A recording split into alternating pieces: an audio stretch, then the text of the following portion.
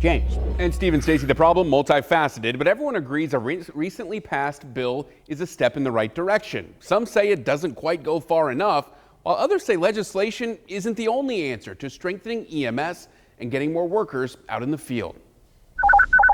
Tower 915, ambulance 913. We've introduced you to a lot of problems this week. Our ambulance will lift you right in. EMS is a tough sell. Staffing. It started out as the shock that we had that no one showed up because they didn't need to. Funding.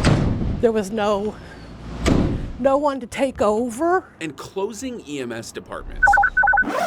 But how about a solution from EMS experts across the state? The current solution? A bill signed into law by Governor Kim Reynolds last June. It's the first time that we've ever seen the words EMS and essential in the same sentence, in the same paragraph, in the same bill. The law allows County Board of Supervisors to deem EMS essential, take a tax referendum to the voters of the county, and if that passes with 60% of the vote, they can use that tax to fund emergency medical services.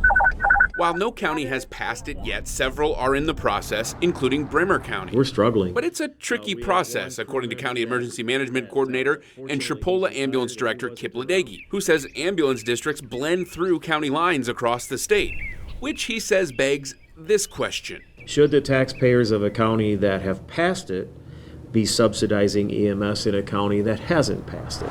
Ledecky and others in the county are working to at least get the money they need locally now. 99 different ways of 99 different patches, if every county participates.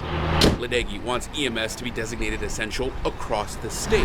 When we went around the state, one of the things that we're pleading for is we've got to have a minimum level of EMS across the state with sustainable funding. I don't know. Melanie Smith agrees. We don't want to see anybody else have to suffer or go through the grief that we've had to go through.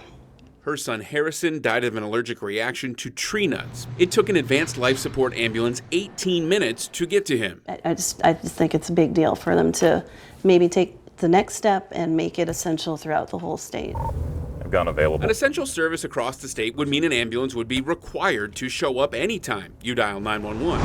Where that funding would come from is anyone's guess. We've never had anybody say they disagree with us.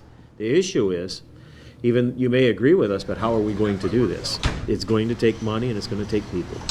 And right now, I don't know how that's going to happen. Even if the funding backed up the essential service, providers say they're not sure the state would have enough EMS workers to keep up. Our legislators could say, yep, EMS is essential statewide. Here's $1 billion, whatever it costs, right? Money's no object. Sure. We still don't have the providers to provide the coverage. Which is fixed, according to McCulloch, by giving EMS an identity, having more competitive pay, and supporting EMS workers. We really need to take a good hard look at what we're asking our providers to do and pay them accordingly. There's not that much in here. For volunteers, he says they need to find a way to subsidize or incentivize being a volunteer and support all EMS workers through what to expect. We need to make this a livable profession.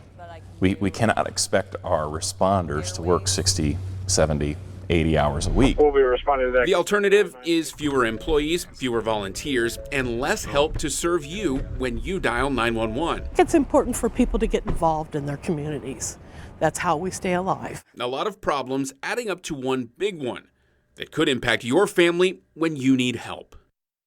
Now, important to note here, none of the families we talked to who lost their loved ones were bad-mouthing EMS or the workers in it. They all support the workers who tried to save the life of their loved one. But they tell me the system is broken. They want to see that fixed. They want a properly funded essential EMS service across the state of Iowa. Steve? All right, James, thank you very much. Very important series. Our reporting on this topic is not over.